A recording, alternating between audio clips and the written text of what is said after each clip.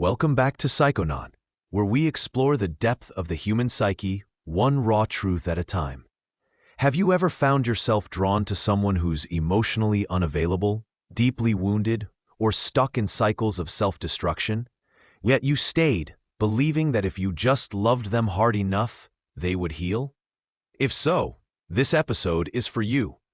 Today we're diving into the savior complex, a powerful yet often painful pattern in relationships, where we confuse love with rescue, connection with control, and helping with healing ourselves through someone else's brokenness.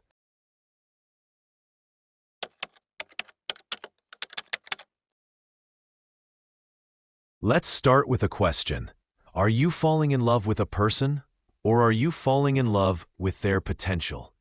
Many people enter relationships not because of who someone is in the present, but because of who they could become, with enough support, patience, and love.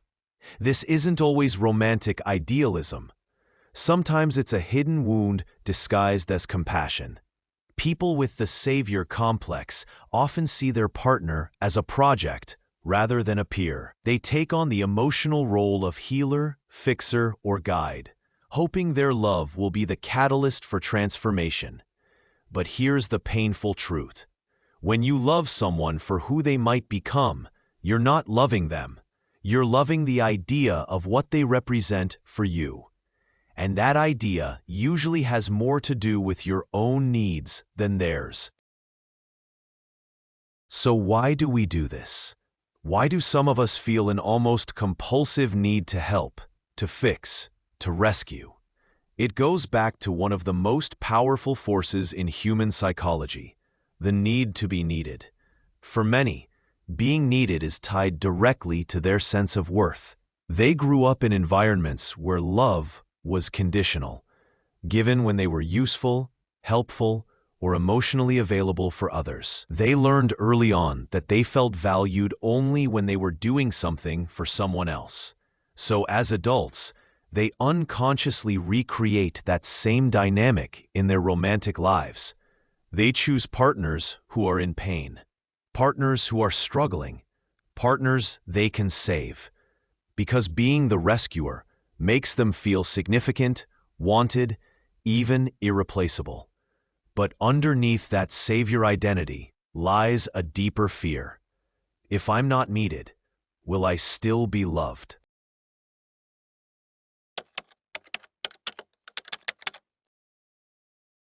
At first glance, the savior complex looks noble, even selfless. But look closer, and you'll see something else. It's not just about love, it's about control. To save someone is to position yourself above them. It places you in the role of the giver and them as the receiver, a dynamic that can subtly reinforce your own emotional superiority. This isn't intentional. Most rescuers are deeply empathetic people who want to do good. But the desire to fix someone can easily cross into a kind of emotional ego, where we mistake healing someone else as proof of our own value. We tell ourselves, if they get better, it's because of me. If they stay, it's because I was strong enough to carry us both. But what happens when they don't heal? When they stay stuck, or worse, leave anyway? The rescuer feels betrayed, not just by the partner, but by the belief that love should be enough to save someone. And that belief can shatter us. One of the most difficult lessons in love is this. You cannot save someone who doesn't want to be saved. But the savior complex thrives on the illusion of control. It convinces us that if we just love them the right way, if we show up enough, sacrifice enough, stay long enough, then change will happen. We romanticize suffering. We see staying in a painful relationship as a kind of emotional loyalty test. But this isn't love. This is codependency wrapped in a rescue fantasy. The truth is, you can hold space for someone. You can support them, but you cannot carry their healing for them. And when you try, you often end up sacrificing your own peace in the process.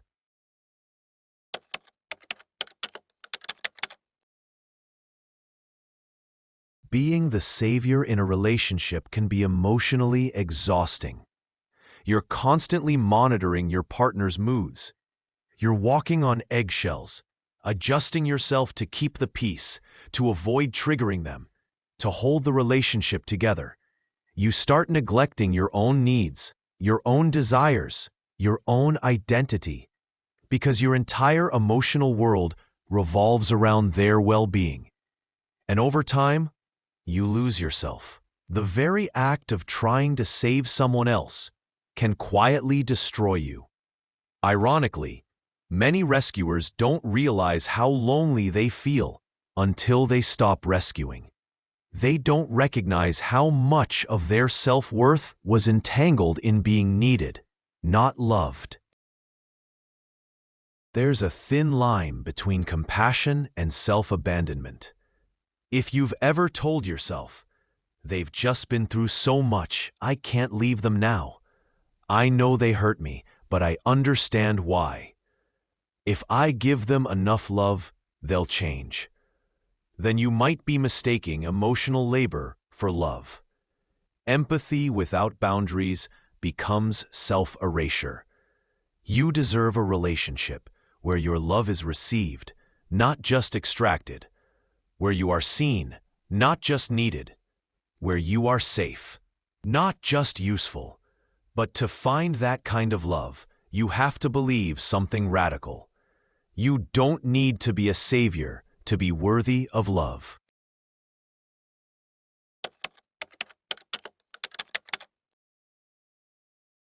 So how do we break the cycle? How do we unlearn the pattern of choosing pain in the name of love? It begins with self-awareness. Ask yourself, why do I feel most alive when I'm helping someone else? What do I fear would happen if I stopped being the strong one? Am I attracted to this person or the idea of healing them? Then comes self-compassion. You're not broken for wanting to help. You're not foolish for staying too long. You just learned to find your value in how much you could give. But now, it's time to rewrite that story. Start giving that same love to yourself.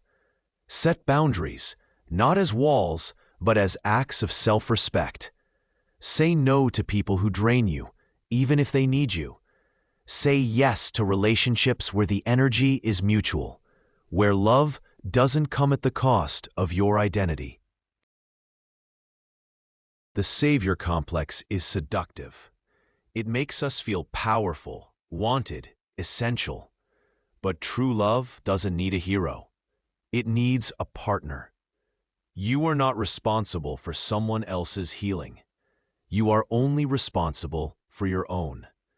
And when you free yourself from the burden of fixing others, you make space for a deeper, more grounded kind of love, one rooted in equality, vulnerability, and mutual growth. Here on Psychonaut, we're building a community of deep thinkers, emotional explorers, and soul healers. If you found this video insightful, don't forget to like, subscribe, and turn on the notification bell so you never miss a dive into the depths of human psychology. And remember, you are worthy of love, not because you save others, but because you exist. See you in the next one.